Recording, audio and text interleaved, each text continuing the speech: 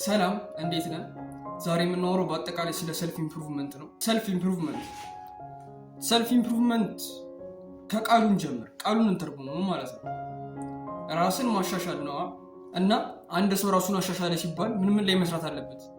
መንፈሳዊ ህይወቱ ላይ፣ ሰውነቱ ላይ፣ አእምሮ ላይ፣ ገንዘብ ላይ እና እነዚህ አራት ነገሮች ላይ ከሰራ አንድ ሰው ሰልፍ ኢምፕሩቭመንት ላይ ነው ብለን ማውራት እንችላለን ማለት ነው።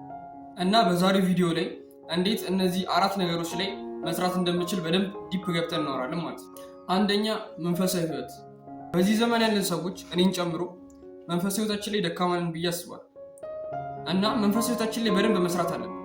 አንተ አሁን የሆነ ያስቀመጥከው ፕላን አለ፣ የሆነ ቦታ ደርሳለሁ ያልከው ወይ ፋይናንሻሊም ሊሆን ይችላል፣ በሰውነትም ሊሆን ይችላል፣ አላውቅም፣ ብቻ በምንም አይነት መንገድ የሆነ ቦታ በዚህ ጊዜ እዚህ ቦታ ደርሳለሁ ብለህ ያስቀመጥካት ፕላን አለች።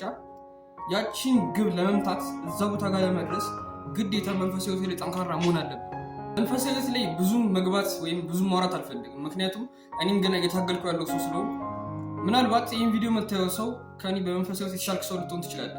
እኔም እዚህ ጋር ስለ መንፈሳዊ ህይወት ምናምን ነገር ሳወራ ራሴን ከአንተ የተሻለ ሰው ጻድቅ ሆነ አድርጌ ለማስቀመጥ አይደለም፣ ሪያሊቲውን እንድታውቀው ነው እንጂ እኔ ከአንተ የተሻልክ ሰው ሆኜ ወይም እንደ ጻድቅ ምናምን ራሴን ለመቁጠር አይደለም፣ ግን ሪያሊቲውን ለመናገር ያክል ነው እዚህ ጋር የመጣሁት ማለት ነው። በመንፈሳዊ ህይወቴ ጠንካራ ለመሆን ምን ማድረግ አለብኝ? ይሄ ሁሉም ሰው ያውቃል ብዬ አስባለሁ። ወደ ቤተ እምነቶች መሄድ፣ መጽሐፍ ቅዱስ ማንበብ፣ በሃይማኖት ቁርአን ማንበብ፣ መንፈሳዊ የሆኑ ፖድካስቶችን ማዳመጥ፣ ትምህርታዊ የሆኑ ቪዲዮዎችን ማየት ምናምን እና ወደ መንፈሳዊ ህይወት የሚያቀርቡን ነገሮች ስታደርግ በመንፈሳዊ ህይወት እየተሻሻልክ ትመጣለህ ማለት ነው። ሁለተኛው አእምሮ። የአብዛኛው ወይም የሁሉም ማለት በሚቻል ደረጃ የሰልፍ ኢምፕሩቭመንት ጨዋታ ያለው አእምሮ ላይ ነው። እንዴት ልትለኝ ትችላለህ? ማይንድ ሴትን ገነባኸው ማለት ሰውነትን ማዘዝ ትችላለህ ማለት ነው። እና አብዛኛውን የሰልፍ ኢምፕሩቭመንት ታስከ እንዳታረግ የሚያደርገው አእምሮ ነው። ዛሬ ደክመዋል፣ ዛሬ ብታርፍ ይሻላል የሚሉ ሀሳቦችን፣ ድምፆችን ወደ አእምሮ ያመጣል። ያንን ድምፅ ደግሞ መቀነስ የምችለው ማይንድ ሴትን በገነባህ ቁጥር ነው። ማይንድ ሴትን እየገነባ ስመጣ የዛን ድምፅ መጠን እየቀነስኩት ትመጣለህ ማለት ነው። ስለዚህ ማይንድ ሴትን ገነባህ ማለት በተዘዋዋሪ ለሌሎች ችግሮች መፍትሄ እየሰጠ ነው ማለት ነው። እንዴት አእምሮዬን መገንባት እችላለሁ ካልከኝ ደግሞ መጀመሪያ ልል የምችለው ነገር መጽሐፍ ማንበብ ጀምር ነው። መጽሐፍ ማንበብ አእምሮውን ቢውልድ እንድታደርግ እንድታሻሽለው ይረዳል። ሌላው ፖድካስቶችን አዳምጥ፣ አእምሮን ከልም ለማድረግ ሜዲቴሽን ተጠቀም፣ ኢንስፓየር የሚያደርጉን ሰዎች ተመልከት።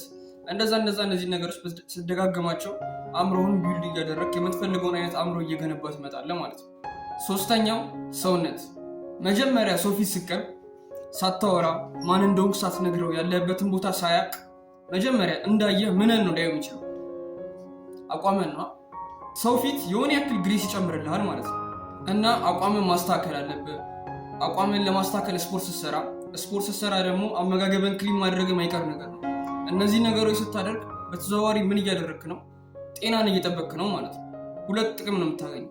በዚህ በኩል አቋምን ታሳምረዋለህ። ጤናንም ያው ተመጋጋቢ ናቸው። ጤናንም ጠብቃለህ፣ የተሻለ ወይም የሚያምር አቋም ደግሞ ትይዛለህ ማለት ነው። አቋምን ለማስተካከል ጂም ግባ።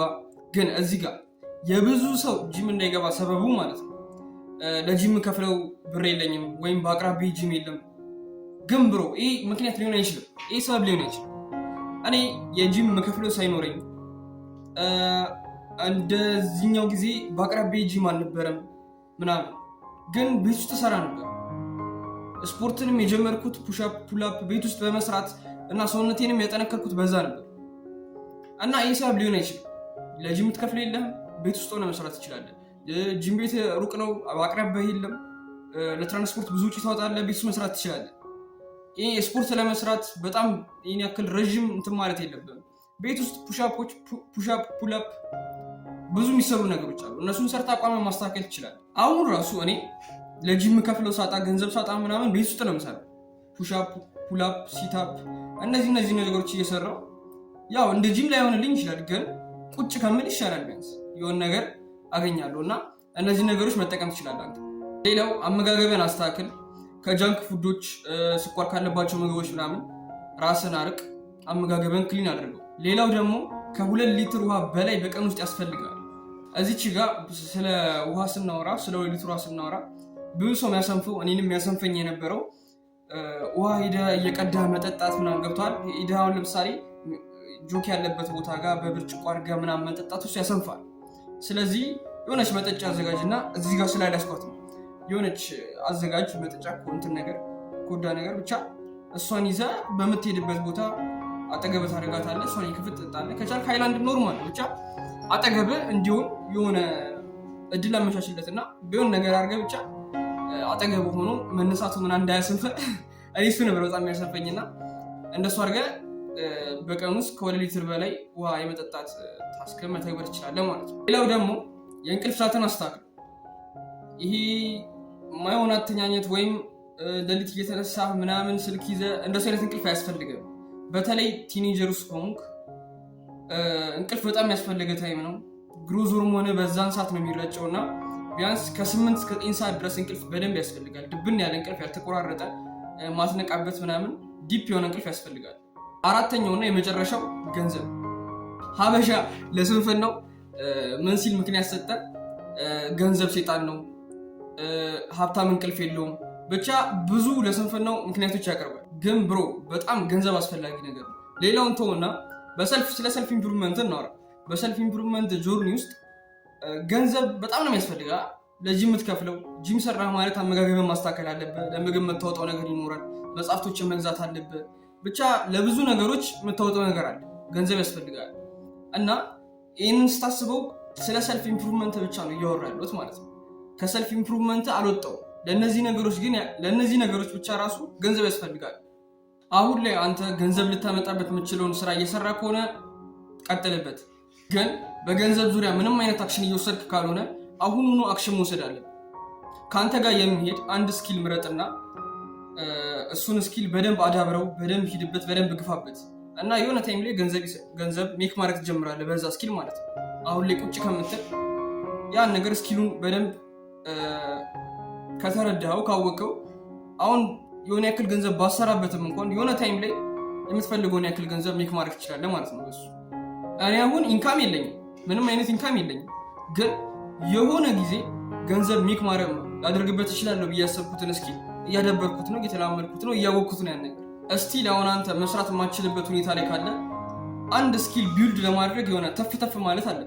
እዚህ ጋር መናገር የምፈልገው ነገር ማለት ነው አሁን ላይ ገንዘብ መስራት ቀላል እየሆነ መጥቷል። ትንሽ ብቻ ላይፍ ስታይልን ቀይር ካረክ፣ ነቃ ብለህ ክፍተቶችን የምታይ ከሆነ ብሮ የሆነ ሰዓት ትተኮሳለህ። እመነኝ ትተኮሳለህ።